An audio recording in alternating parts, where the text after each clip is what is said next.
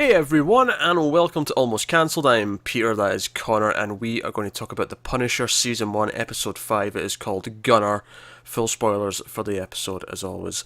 And we did end last episode, Episode 4, we reviewed that a few days ago, and we said we were giving it one more to see how we felt, because we were feeling in a very mundane place with it. We felt very fatigued by its pacing and by its characters. We weren't, and we didn't think we could offer much more if we kept reviewing it without it improving, especially since there was other Netflix shows hitting that we wanted to give time to. And I think I speak for both of us when I say that I'm in an even worse place now with the show than I was last episode. I'm actually I'm done. I'm done. I don't want any more of this. I don't want to watch any more of it. Yeah, there was things in this episode rather than just okay, I'm tolerating it, it's mediocre, I'm bored. There were things in this I actively disliked. I mean, I don't know if I'd even go. I mean, maybe there was. Maybe once we start talking about it, you'll sting some sore points that I didn't realize I had. But for me, it was just there was scenes in this where even it was, because what we've been saying since the start is that okay, the Frank stuff's pretty decent, if a little slow paced, but definitely better than the rest of the stuff.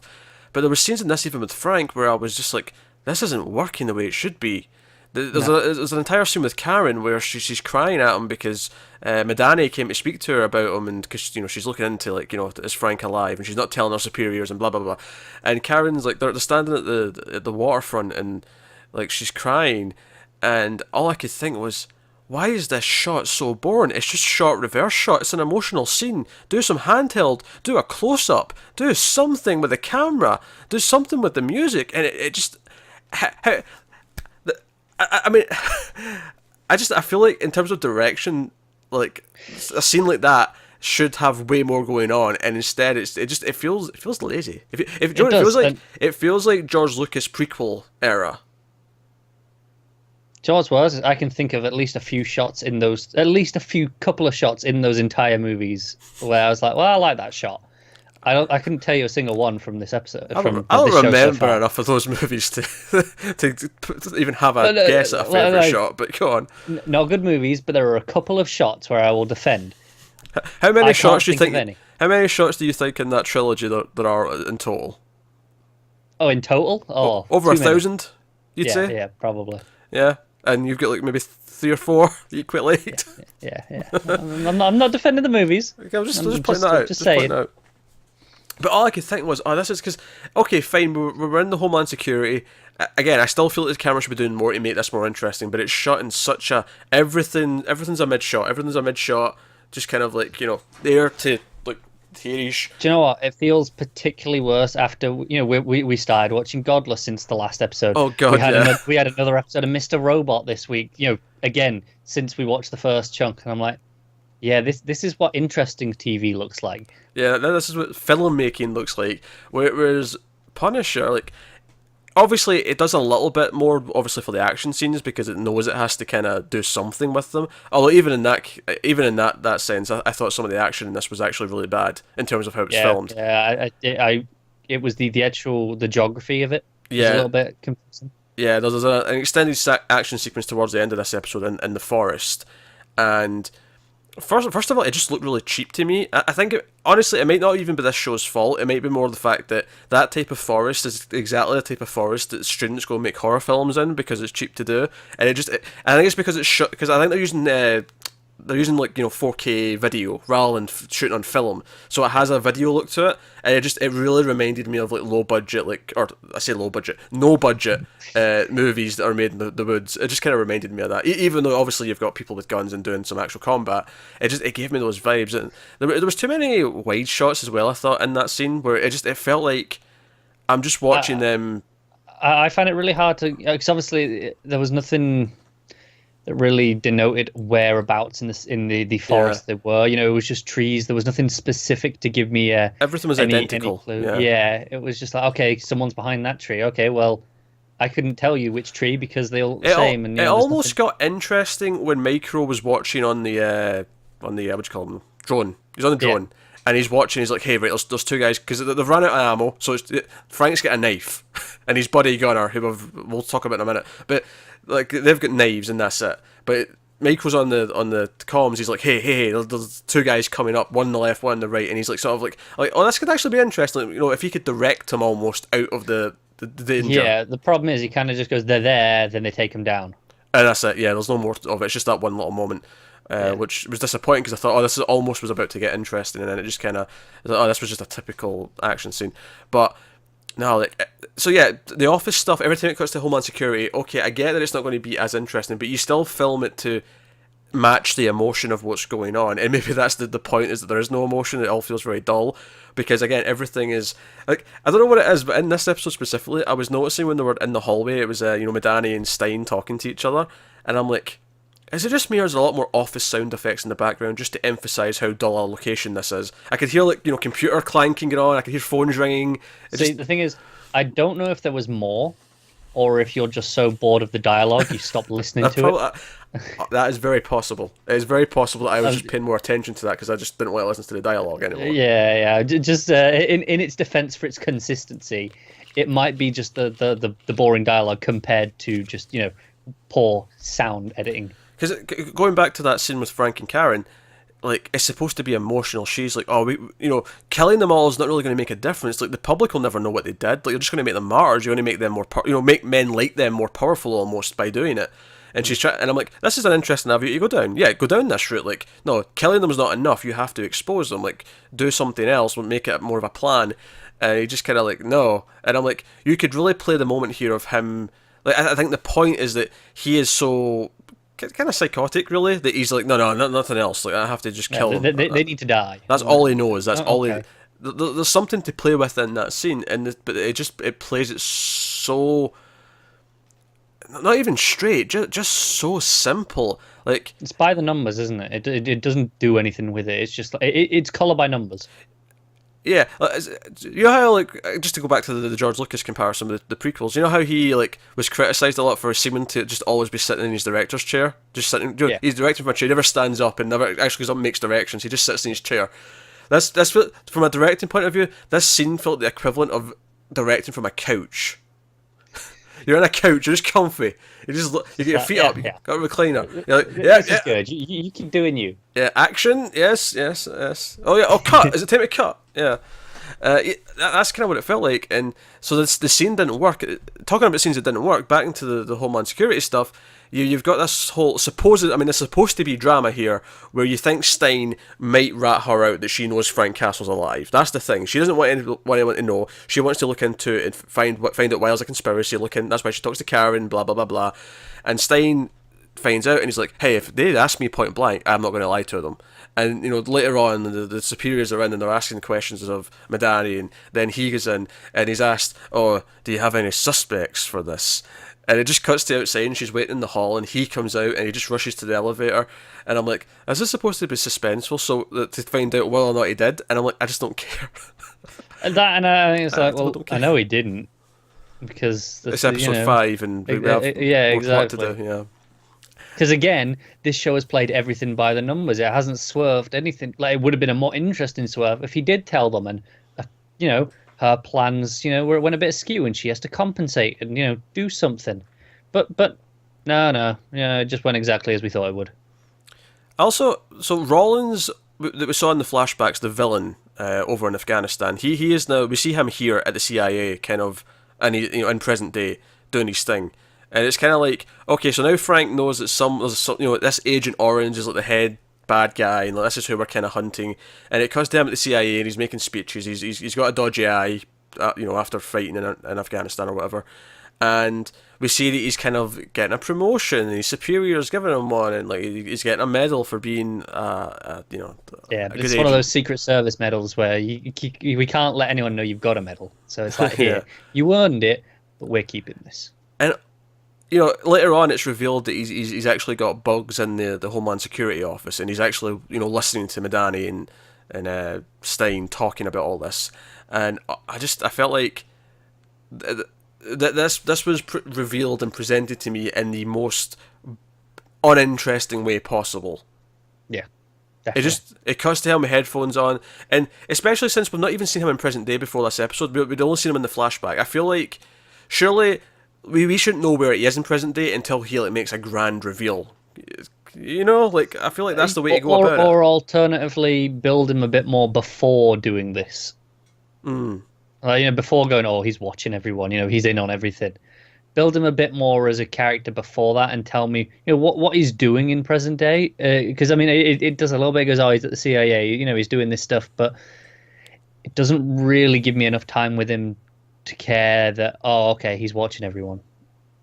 Yeah, I felt nothing. It cut to him with headphones on. If anything, it makes him feel smaller than they want him to feel, because he's just doing it himself. Like, does he not have henchmen that are working for him? Does he not have, like... It's a good point. Yeah. Agents that are loyal to him? No, it's just him. Then again, he orders people to go and hunt Frank later in the episode. Like, he's the one who's ordered that up. He's watching on the laptop. Yeah. Towards the end. So... And, you've got that moment where Frank grabs the camera in the soldier's head that he's just gutted, and he's like, whoever you are, I'm coming for you. And I'm like, I feel like that moment should play really well. I should feel like, yeah, that's a big moment. And it just lands with a thud. I feel like this entire episode just kind of encapsulated to me how, as we've went further in the show and the problems have become more apparent, that everything just is landing with this sort of wet, damp thud. It's like, ugh. Yeah, it's like, here you go, here's some information, here's a thing happening. It's what you thought. I don't feel passion. I don't feel like... And I'm not going to necessarily say that people making this show don't love Punisher and don't care about making a good Punisher show, but I don't feel it on the screen. I don't feel the energy of any kind. It really does feel like people were like, oh, we need to make a Punisher show, so let's just shit one out. And that's just what it does feel like that, yeah. It does. I have very little positive to say. The only two things I enjoyed in this episode... I enjoyed the bratty son, Micro's son, being a little... He's an awful actor, but I enjoy when he comes in, he's like, oh, what are you doing here, Frank? And he's like... It's while he's fixing the car, he's like, baking a cake. I'm like, oh, that was good. That's my type of humour. That was good. And I also... And this is, to be fair, this was intentionally meant to be funny. It was maybe dragged out a little bit too long, but the whole thing in the van when they're driving to see Gunner... Gunner, by the way, he's like this other soldier who filmed the tape that we've been seeing all season. Yeah. He's the soldier who filmed that. So if Frank wants to go and find him and talk to him about what was going on and find out some info. But they're driving up there, and Micro makes, it's like instant, I think it's pasta or something, but he's got like a little packet and he's like pouring stuff in and he's mixing it in and he's like, right, okay, there you go. He's like, do you want me to drive while you eat? And he's like, no, it's fine. And he starts like shoveling whatever's in the packet. I think it's pasta, but I mean, it's cold, so I'm not sure. But again, he's Frank. He feels like the sort of guy who would just eat cold pasta. And he's eating it to himself and he's driving at the same time just to show how much of a badass he is, because he can eat and drive, right? With cutlery as well. It's not even like he's just having like a burger's one hand. You can do a burger and drive. I can buy that. But no, he's like, oh. Anyway, Micro pulls out this fantastic looking sub. This big long sub, stacked with toppings, or fillings rather. And Frank's just kind of like looking over like, where did you get that? And I actually thought he was going to be worried that he'd went to like a store and like revealed their whereabouts or something like that. And he's like, I made it. I was like, you made it? Yeah, I make sandwiches. You didn't make me one? It's like, his mouth's full as he's answering. Yeah, stuff's in the fridge. Could have made your own. I guess what I'm saying is my favourite part of this episode was the Odd Couple style moments between Frank and Michael. The only parts of this episode I liked were Frank and Micro. I think you had that one scene there. You had one scene at the start. That's pretty much it. The rest is either tedious or things I dislike. I disliked most of the stuff with Micro's family. I thought that was really just drama for the sake of it. Yeah, a lot of that. Well, the family stuff itself, I agree. The parts about that I kind of enjoyed just in again, the Odd Couple stance. I like Frank being like, he's like, well, where are you going? And Frank's like, oh, I'm going to see your wife. Like, their part of it I like. The actual scenes with the family, it feels like we're just here for drama, because it's stuff that doesn't even relate to Micro. It's like, hey, okay, we'll invite you for dinner because we have to. Well, I was okay for the first chunk of it, because the first chunk of it was Micro was watching and he was seeing his daughter like talk about Life of Pi to Frank, and then try and get the mum to ask him over for dinner. Like, I was fine with all that. What I definitely did not need was cutting to them at the dinner table waiting for him to show up later in the episode. Oh man, I'd grown so hard. And then the son's like, how long are we going to wait? Like, Let's just eat. And the daughter's ready to cry. Is she picked him as a new father figure? Is that what they're implying? I think that's what they're supposed to be saying, and I'm looking at this going, what?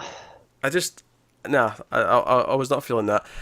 So yeah, all Madani stuff, boring as shit, and then out of nowhere at the end, like her and Billy, like, despite the fact they have zero chemistry whatsoever, like, do you know what the funny thing was? Is she's like, because she's like, oh yeah, he's like, I've had a really stressful day or whatever, and she's like, oh, maybe I could help you, fix that or whatever she says, and I'm like, okay, this is too obvious to just be sex talk. Like, she's going to swerve this. Like, he's going to think she's talking about sex, and she's going to swerve it into something else. Like, I don't know, maybe in this show the joke would be that she takes him to a gun range, like, here, fire a bazooka, that'll make you feel better. Like, that would be the joke, right? Like, yeah. It sounds like sex talk, he thinks it's sex talk, but she swerves it and it's like, no, let's go do this. And then it cuts to just this awkward sex scene. Yeah. This is another one where it's like, I feel drama for the sake of drama, because I think it seems really obvious that Billy's going to turn out to be a bad guy. That kind right, of does, his whole Anvil, they're gonna be probably working for Rollins. Yeah, that's probably who he's sending into these missions, probably. Yeah, and she's gonna find out, and it's gonna be, oh, but we had this thing. I'm like, oh, I don't care, I can see it already, and I just stop it.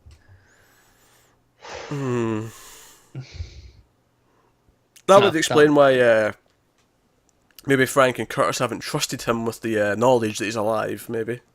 Yeah. Maybe they won't know, but like maybe like oh, yeah, but just look at him. He's a bit slimy, isn't he? He's got a slimy face. He does. I think they all know that. They're all like, let's not tell him he's a bit slimy. I don't really trust him enough. Oh dear. So, yeah, I mean, I guess that's. I have a criticism that I haven't mentioned yet. Oh, go on, go for it. This goes for the show in general, is the music. The music should be something I like. It's all this blues guitar stuff, and the first like 15 minutes of the first episode, I was like, hey, I'm feeling this. So I'm just laughing because I'm like, is it? I don't even notice. Yeah. No, this is where I'm going with it. The first 15 minutes or so, I'm like, I'm feeling this. It's I like this sort of stuff. Mm-hmm. And by this episode, I'm like, they don't use anything else. It's just this blues guitar. And it's always just these really generic licks. It doesn't play to the emotion of anything. It doesn't do anything interesting. It's just, here's a generic blues guitar lick. Here's another one. Mm. And I'm like, well, this is it. It's basically just there to have a style of music, but it's not actually doing anything. It's really getting on my nerves. Yeah, honestly, just to sum up, right, and I've kind of repeated this point throughout, but just to sum up, this show is basically, you want like just the story told exactly everything as you expect it to happen with zero swerves. I mean, I say swerves, I don't mean twist. That's not what I mean. I mean, play with your expectations. Do something that is an interesting idea. It just keeps doing the most obvious bog standard thing to do next. Yeah.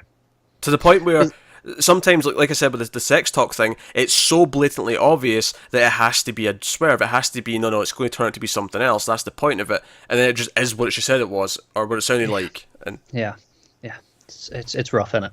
That's just what it is. And honestly, I mean, it's not the worst thing ever, but it's just painfully dull to watch. It's dull characters doing dull things, and even in this one, like all the action towards the end, I did not enjoy that much. Frank, while he was somewhat interesting for the first few episodes, is kind of losing his stigma. Not his stigma. He's his intrigue. His mystique, I suppose. I've noticed they're playing the PTSD less and less as it goes on. Yeah. Yeah, like the first episode really made it feel like, oh, okay, we're going to delve into his psyche and kind of, figure out who he is. But now it's just, oh no, it's just a revenge mission again. Which I think, and they'll probably go back to it. But I think the reason for that is simply that they've got a 4-5 hour story maybe tops, and they have to stretch it to 13, so they just kind of have to forget about it for episodes at a time, because otherwise they have nothing to do. I wonder if like the only justification, and this is stretching, and I'm writing this for them at this point, is the idea that he's so focused on the revenge. He's got a mission, he's doing something, so he's fine. And it won't be till after he finishes the mission that he breaks again. Where it's like the idea that he misses being this. But then, by the time we get to that, it's kind of the end of the season. No, see, I think that would work if it actually felt like they were doing that. If there was a moment where I felt like, no, he's feeling better because he's focused on something, but they've never actually played with that. No, like I said, I'm writing this for them. That's the only way I can imagine it. But they haven't given me anything to think that is the case. I think that would be fine if they'd actually done that, but they've not. No. Because you said there are, but then at the end of the season, but that'd be fine though. Like that'd be. I mean, that's fine if they've played with it throughout. Yeah. But here, I feel like it'll come back up again at the end, and they'll try and pretend that it was that the whole time. But probably, I don't know. I'm done speculating because honestly, I'm done watching this show. It was like it went from being it's okay, some good things, some bad things, and it's just sort of deteriorated over time. And now I'm at the point where, like, I just don't want to watch anymore. Like, like the new elements we added in here with Rollins, especially when he's being promoted and, his superior's like, hey, there's no skeletons in your closet, is there? That's going to come back up later. I'm like, oh, I wonder how that could go. I'm not interested. It is. Yeah, I'm not. And maybe if there was nothing else on, I could have got through it. But when we've got Runaways and Godless to watch, I'd rather watch those. Yeah, both better shows. So there we go. It's just to compare it to Godless one more time, and forgetting the visuals, because the visuals in that are stunning. That's an unfair comparison to most shows. It's very well directed, but I actually want to make a comparison here because Godless is kind of guilty of not doing anything all that original with its story. It's a very derivative, sort of old school Western story. It's not really doing anything new with new ideas, but it's just handling them well. It's playing them the proper way in each of the scenes. Whereas Punisher is just here's the blank white paper version of this plot. It is, yeah. It's just boring. It's it's like you get told, right, you're going to get to go through this warehouse and you're going to get like, steal as much as you want. You're going to go on a spree, and you're thinking, oh, is it going to be all electrical gadgets? Is it going to be like a toy? Even if it's a toy store, even though I'm an adult, I don't care. Like, if I can grab cool Batman toys and shit, I'll do it. Like, you're a kid in a candy store, that kind of mentality. But then they take you inside the warehouse, and it's a paper company. That's what Punisher is. Yeah, Joy's were like. I feel like most Netflix shows have like a certain level, that I've come to expect. It's like, oh no, that's a Netflix show. Whereas this, I feel like, okay, this is probably an AMC show. Oh yeah, the bar's low here. There's a handful of AMC shows that are phenomenal and I love, but for the most part, I'm like, okay, there's a typical quality I expect from a standard AMC show, and this is kind of with those. Yeah, it feels kind of there. Where they're not bad shows, but I don't give a shit about them. There we go. That is Punisher. Honestly, like, we're dropping this, and it's not even just a case of dropping it for time because we have other things to do. I just don't want to watch anymore. No, I officially am calling this a bad show. It is just bad. So, there you go. So we are doing no more. Don't expect episode 6 or beyond. We are done. We have washed our hands of it. Thank you very much for watching. Let us know what you think. Obviously, if you keep watching, come back and tell us what you thought of the whole show. By all means, you may have already finished it. Actually, it's been a week, but we took like 3 days to get to this episode because we kind of were putting it off because we didn't really want to watch it. But we said we'd do one more. We said we'd give it that. And it was mainly one. Because we said, well, we'll do it by Friday originally. Yeah. So.